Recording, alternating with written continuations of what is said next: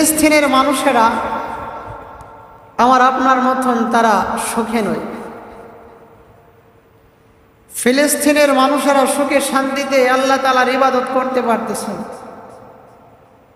ফিলিস্তিনের মানুষেরা যখন তখন তারা মসজিদে যায় জুমার নামাজ আদায় করতে পারতেছেন।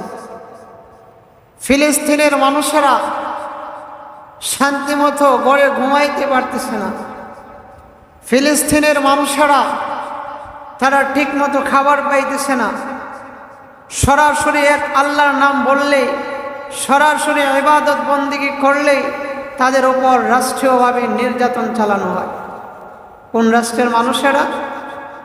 ইহুদি খ্রিস্টান সন্ত্রাস বাহিনী ইসরায়েল।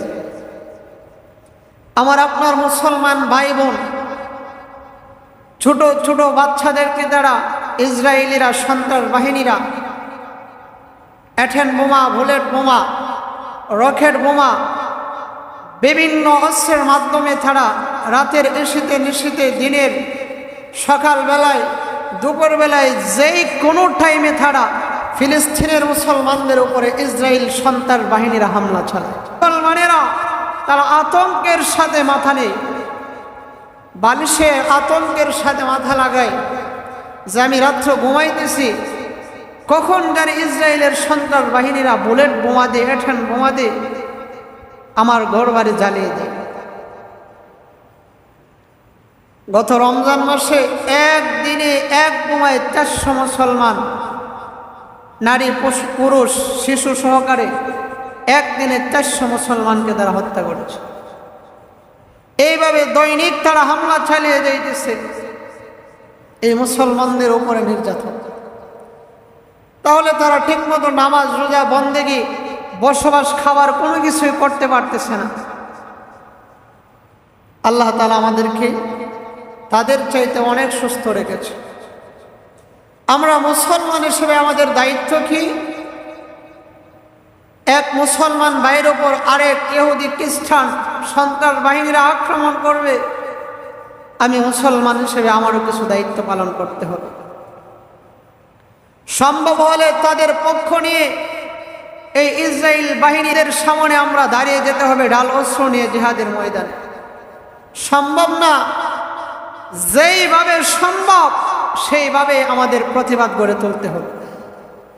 এজন্যই আপনারা দেখেছেন গত 12 এপ্রিল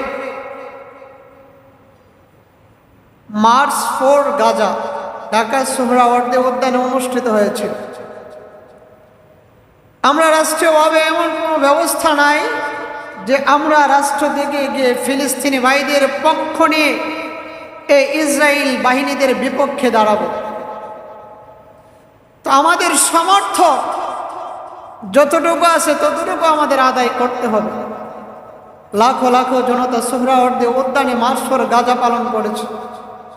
অর্থাৎ বাংলাদেশের মুসলমানেরা জানিয়ে দিয়েছে যে এই ইসরায়েলি সন্ত্রাস বাহিনীরা, তোমরা যে অন্যায়ভাবে অত্যাচার করতেছো মুসলমানদের উপরে, এটা আসলেও ঠিক নয়, এটা জুলুম, এটা নির্যাতন।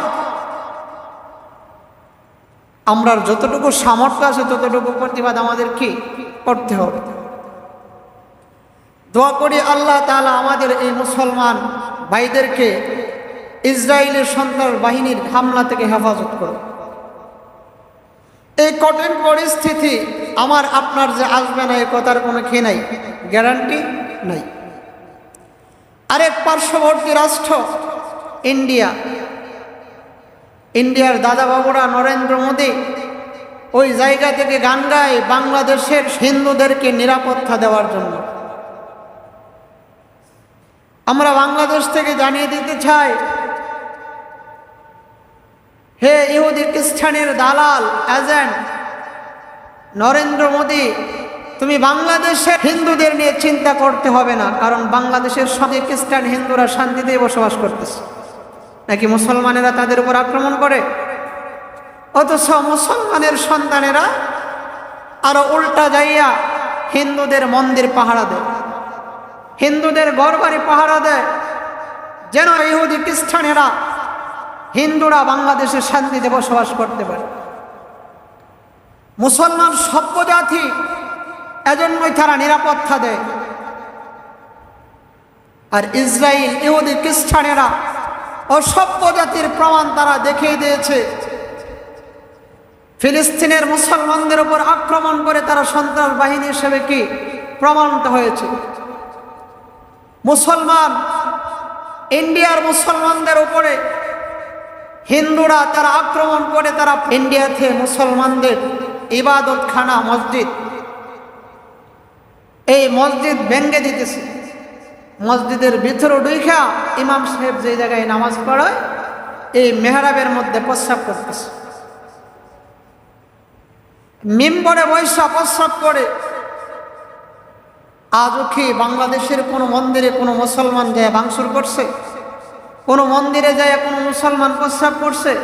তাইলে নরেন্দ্র মোদী, তুমি যে ইন্ডিয়ায় বৈশা যে গান গাও বাংলাদেশেরকে নিরাপত্তা দেওয়ার জন্য, আরে বেকুব ইহুদি খ্রিস্টানের দালাল নরেন্দ্র মোদী, তোমার ইহুদি খ্রিস্টান হিন্দুরা বাংলাদেশে শান্তিতে বসবাস আছে। আমরা বাংলাদেশ থেকে বলতে চাই আমার মুসলমান ভাই বোনদেরকে এই ইন্ডিয়াতে তোমরা নিরাপত্তার ব্যবস্থা করো।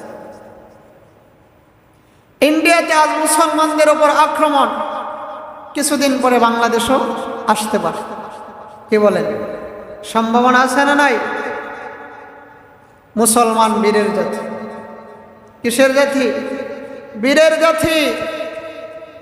আপনি মুসলমান, আপনার আওয়াজ থাকবে শক্ত, আপনার হাতিয়ার হলো কোরআন, আপনার ধর্ম হলো ইসলাম, আপনার জাতের নাম মুসলমান। মুসলমান কোনোদিন ইহুদি, বেঈমান, খ্রিস্টানদেরকে কি করে না? ভয় করে না।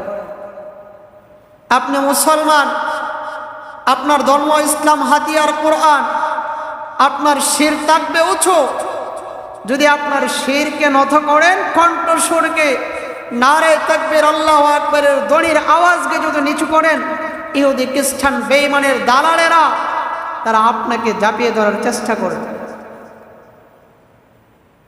যখনই বাতিল ইহুদি, খ্রিস্টান, বেঈমানেরা আপনার সামনে আসবে, ইসলাম নিয়ে কটূক্তি করবে, মুসলমানদের ওপর হামলা চালাইবে, তখনই আমার আপনার দায়িত্ব হলো আমার যতটুকু সামর্থ্য আছে ততটুকু প্রতিবাদ আমার গড়ে তুলতে হবে। তাই যেহেতু ফিলিস্তিনের মুসলমানদের ওপর হামলা, ইন্ডিয়ার মুসলমানদের ওপর হামলা, যখনই ডাক আসে ইসলামের পক্ষে, মুসলমানদের পক্ষে, আমরা যতটুকু সামর্থ্য আছে আমাদের ইমানি দায়িত্ব হলো এই মুসলমান ভাইদের পাশে আমরা দাঁড়ানো। শুধু দায়িত্ব নয়, এটা ফরজ। যখন জিহাদের প্রয়োজন হয়, জিহাদ করা কি ফরজ, জিহাদ করা কি ফরজ। যাই হোক, দোয়া করি আল্লাহ তাআলা আমাদের বিশ্বের আনাচে কানাচে প্রত্যেকটা মুসলমান ভাইদেরকে হেফাজত করুন।